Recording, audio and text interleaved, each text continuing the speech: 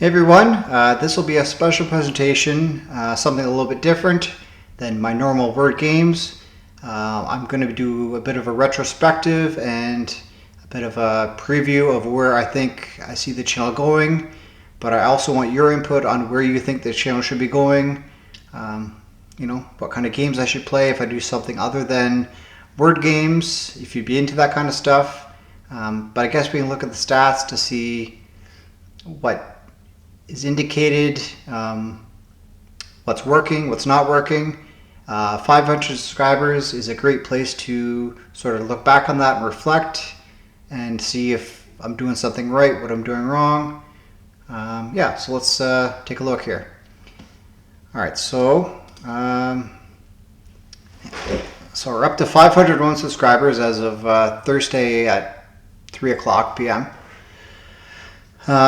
So I started this channel, let's say March 1st of, it looks like March 1st. March 1st, 2024.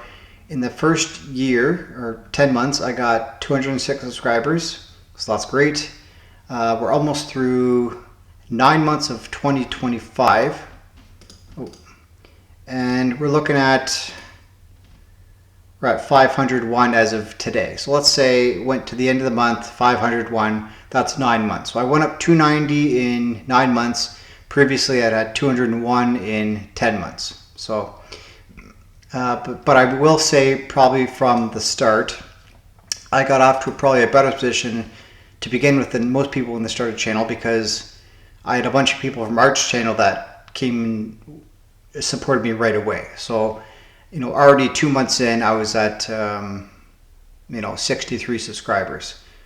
That's a lot for a brand new channel with no precedent or anything like that. So I did get a bit of a bump there. So I think my 2025 achievement is a lot more impressive than the 2024 achievement, but you can have your own opinion on that.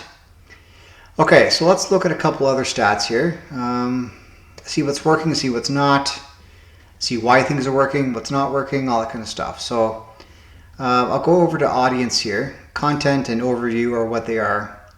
So content here, a lot of my views come from shorts, but I focus mostly on videos, as you all know. Probably most of the people watching this video are people that watch my videos and not my shorts.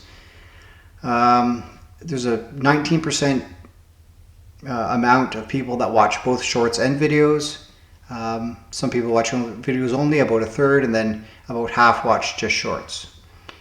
So that's interesting, I will say. I think audience is what I'll focus on the most here. I get a lot of new viewers on a monthly basis. There aren't a lot of people that return. It's only about 3.3% people that watch everything. 11% watch casually, I'd say half maybe, and then a lot of people are just in for one video depending on what the title is or the thumbnail, and then they take off. So I do think that is in part to the fact that there's just so many content creators that present these games, and there's only so many hours in the day, with other stuff going on. So I don't take it personally. I don't think anyone else would take it personally. But I mean, the type of content this is, you're going to watch a video that maybe you found the games hard relating to.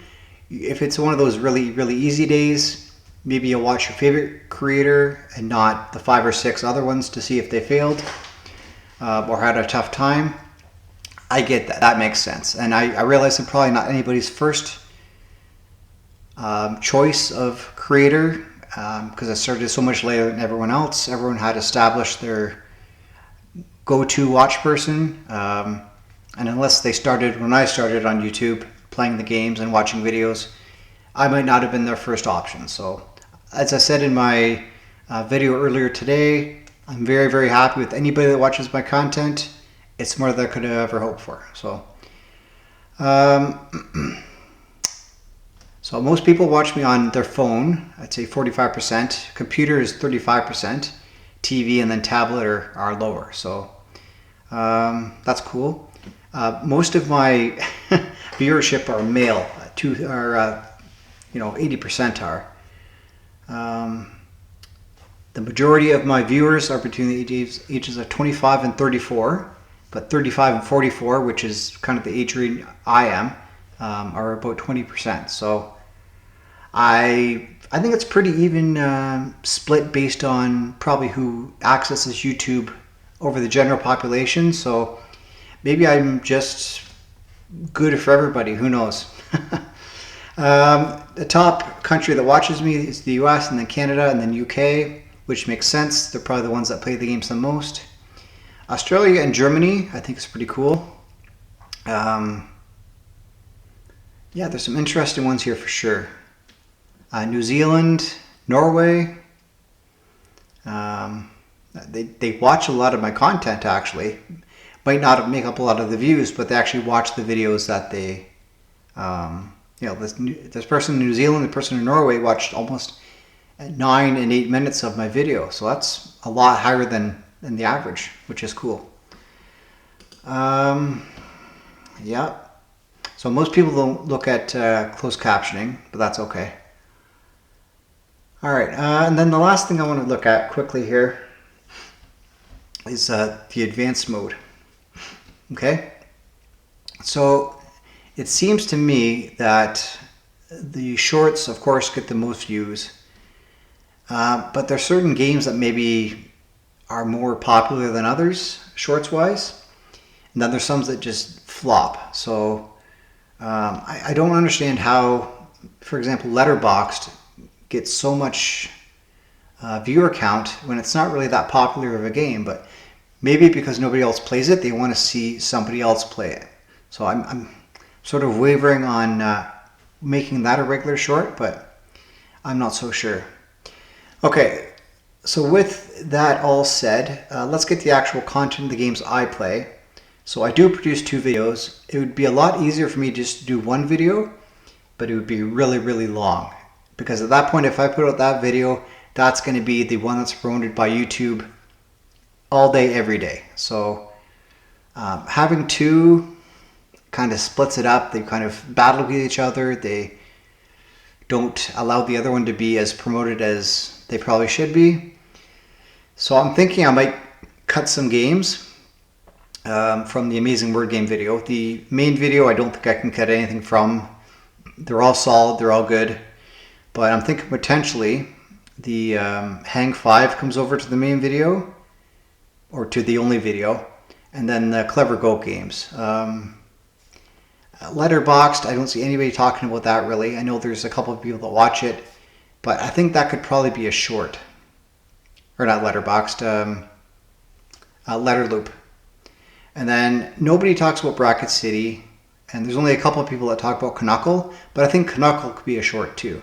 So my thought is that Letterloop and Knuckle could be shorts. I think Bracket City is just not going to be a thing anymore. The other creators that were making videos of it have stopped doing so. So I think it's dead in a way. And then, yeah, the Clever Goat games, maybe those can be all individual shorts. But that's a lot of shorts. I'm not sure I'm a big fan of that, but maybe the Clever Goat and, like I said, the Hang 5 go to the main video. Knuckle and Letterloop are shorts, and then Bracket City just falls by the wayside. So let me know what you think about that. Let me know what else you think I could probably make content about. Looking at the analytics of the demographics that I guess connect with, or that connect with me. Yeah, I'm looking for some opinions here, as well as where you think I am going forward. I mean, I'm growing pretty steadily. About 1 person a day joins as a subscriber. But yeah, I'm just looking for some input. This is your chance to sound off and not have your comments be sort of pushed down the comments section by people posting results. There's no gameplay here, just me talking. Yeah, just an open forum to say whatever you want. I'm not going to hold anything against anybody. Just say what you want to say. Other people can bounce off of that and say what they want to say about maybe your comment. just don't take anything personal, okay? It's just an opinion. Yeah, really, without any viewers, I'm just a person talking to a screen. The channel is yours as much as mine. So let's have fun with it, okay? And see what we can do to evolve and be better. Alright, thank you for watching, and sorry for this long video, but I think it had to be done. And it's sort of a celebration of 500 subscribers, which you are a huge part of. I'll see you around on my next word game video, and bye for now.